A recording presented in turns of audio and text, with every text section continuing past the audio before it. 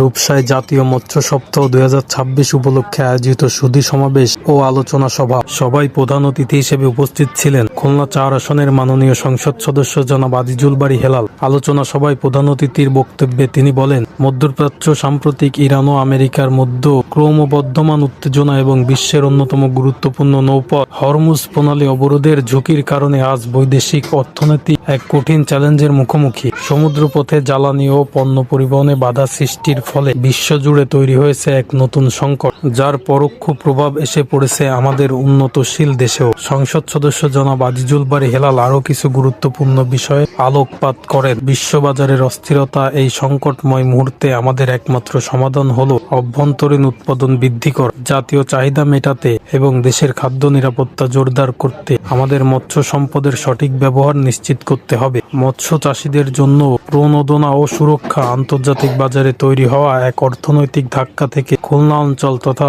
বাংলাদেশের প্রান্তিক মৎস্য চাষীদের রক্ষা করতে প্রয়োজনীয় সরকারি সহায়তা ও আধুনিক প্রযুক্তির সুবিধা পৌঁছে দেওয়া আবশ্যক। সংকট সত্ত্বেও বাংলাদেশের মৎস্য ও বিশেষ করে গলদা ও বাগদা চিংড়ি শিল্পের বিশাল বৈদেশিক চাহিদা রয়েছে। অপ্রচলিত ও নতুন আন্তর্জাতিক বাজারে রপ্তানির সুযোগ সৃষ্টি করে বৈদেশিক মুদ্রা অর্জনের গতি সচল রাখতে হবে। আমাদের নদী, নালা ও বদ্ধ জলাশয়গুলোকে আধুনিক বৈজ্ঞানিক উপায়ে মৎস্য চাষের আওতায় এনে দেশের আমিষের চাহিদা মেটানোর পাশাপাশি রূপসা, তেরোখাদা ও দিঘলিয়া সহ খুলনা অঞ্চলের ঐতিহ্যবাহী মৎস্যশিল্পীকে আরও সমৃদ্ধ করার আহ্বান জানান তিনি। পরিশেষে প্রধান অতিথি সকল মৎস্য চাষী, ব্যবসায়ী ও প্রশাসনিক কর্মকর্তাদের ঐক্যবদ্ধভাবে কাজ করা, বৈশ্বিক চ্যালেঞ্জ মোকাবিলা এবং দেশের মৎস্য খাতকে এক নতুন উচ্চতায় নিয়ে যাওয়ার আহ্বান জানান।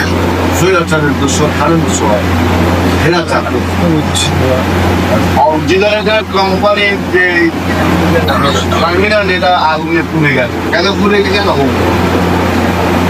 এটা কাজ করতে পারছে না। গত কালকে পর্যন্ত 10 ভাগ কাজ, 100 ভাগের 10 ভাগ সত্য কাজ করা। আগামীকাল